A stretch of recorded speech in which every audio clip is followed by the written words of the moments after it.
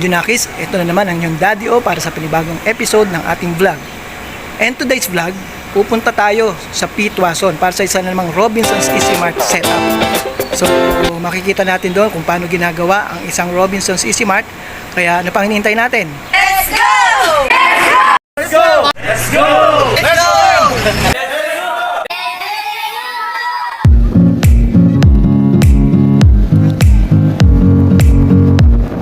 At iyon na nga, papunta na tayo doon sa ating destinasyon.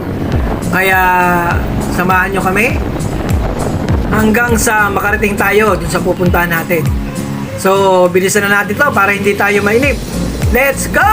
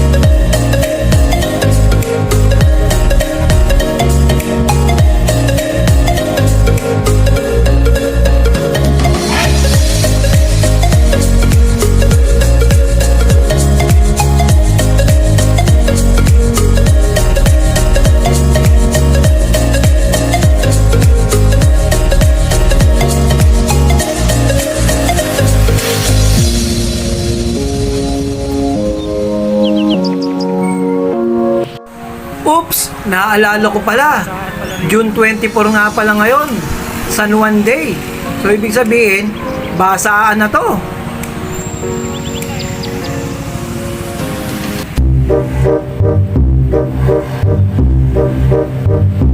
So dahil sa kagustuhan kong hindi mabasa, iiwasan ko to. Maghanap ako ng ibang puntahan kung saan walang nababasa. At di ako mag-ayos sa isang to.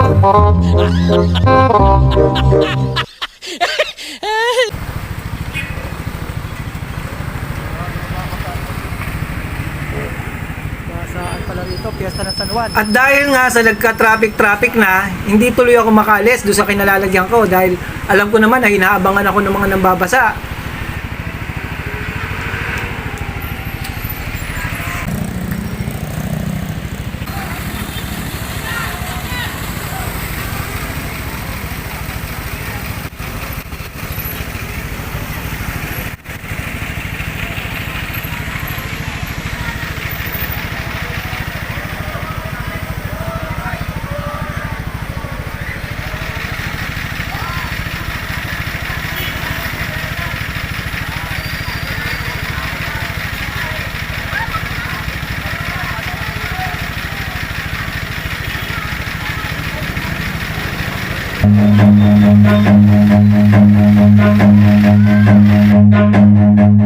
Run.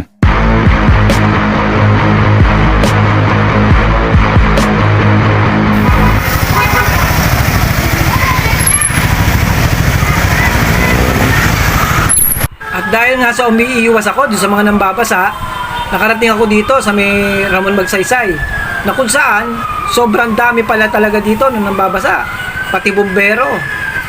Kaya yun, napilitan ako magsuot ng kapote. Pero wa-effect din dahil binasa din tayo.